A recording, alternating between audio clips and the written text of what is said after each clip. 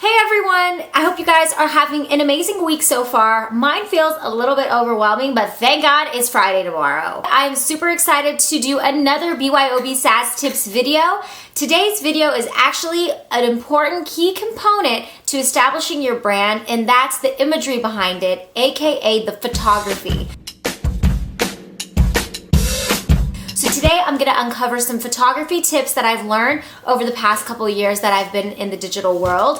And I can't do it by myself. So I figured I would bring an expert that I know who has taken all of my photos and has actually put up with a lot of crap during our shoots. That is my fiance, Mr. Stevie Hendricks. Where you at? Hold on. Seriously? Just give me a minute, I'm grabbing some stuff. Dude, where is the charger for this thing? Honestly. Stevie? Coming. Buenos dias. Okay, so this is Stevie Hendricks, and I love saying his name because it just sounds like a celebrity name. How's it going? It's going good. I found my stuff. Good. Now, do you even know why you're here today? Yes, we're shooting a BYOB video. It means Yes. Bring your own bacon. So I'm guessing we're having a bacon party. It's really hard to get him to be serious, like right now. Okay, I'm ready. I really thought it was a bacon party. It's not a bacon party, it's I'm be upset. your own boss. I'm just a little bit upset that has nothing to do with bacon. And But there's no anyways, bacon. I can teach you guys a little bit about photography. A little bit, because that's just how much I know. And that's all you need to know. You just need to know a little bit to get by. Quality pictures of the iPhone are pretty darn good. Like, you can get by. They're high quality enough to where you could put them on your blog if that's where you need to start. If you have more money, then you could move to something like a T3i and just get a stock lens, and that'll be a step up for you there. Or if you have a little bit more money in your budget and you want to get a nicer camera, I actually got a used 5D Mark II. I got it from a family member, so it was actually a little bit cheaper for me.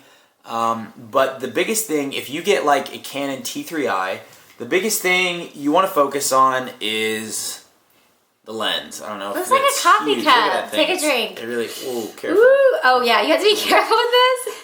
So this lens is a 70 to 200 millimeter. Basically, when you look online, you know, it'll tell you like how many millimeters the lens is. So like the lower the number, say there's you have a 24 millimeter lens, you're gonna need a wider shot. So there's not gonna be as much blur in between the subject and, you know, the background. But like the higher millimeter, like 200 millimeter, that's the highest, or this is the closest this one goes. It's gonna zoom a lot farther in on, you know, maybe like if we're taking like an earring shot of hers, we're gonna zoom in really far. It's gonna give a lot of blur, and especially because it has that really low f-stop of 2.8. Now we have another lens that we use that is a 24, so we can get a little bit wider with this one. This one's a 24 to 100. The lowest f-stop is a 4.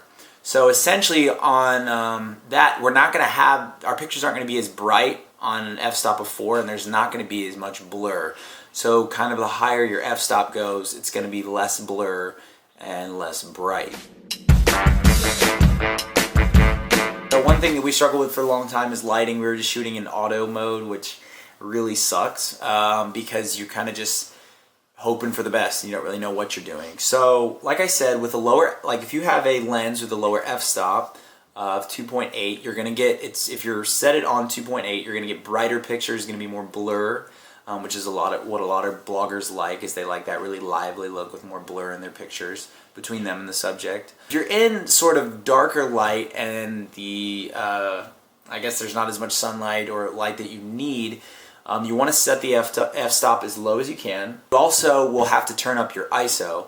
So you don't want to turn your ISO up too high, depending on the kind of camera you have, because It's gonna look grainy. It's gonna look grainy. So you want to keep the ISO as low as you can, and then you also depends on the shutter speed. The higher the shutter speed, which means the higher the number, the less light it's going to take in. But the lower the shutter speed, the more light that it's going to take in. The slower the shutter speed. So imagine like a shutter that opens and closes. If it's opening and closing really fast, it's going to take in less light. But if it's closing slowly, it's going to be able to take in more light. And I personally like using my iPhone 6. It's an amazing phone to capture the perfect pictures for the sake of Instagram. Now, there are times where we connect it to my camera, which we're about to show you, and I'll sometimes share photos that are a little bit more crisp and headshot material. But for the most part, a good iPhone is really all you need to capture your food pictures and your out and about, really quick, fast, on-the-go pics. The camera that I'm using right now is my Samsung NX300 camera. And I got it originally to take pictures because it is great for taking pictures, and there's like a Wi-Fi capability where you can connect it to your Instagram and email yourself the images. And so I originally got it for that, but then I tested it for YouTube and I was like, this is actually a really good quality camera for video. And so I've been hooked on it ever since. We also have a ring light. Now, a ring light is amazing and it's essential, especially if you're like me and you shoot your videos late at night and you need light. Yeah, it's called a Diva ring light. I think we got it on Amazon for like $230.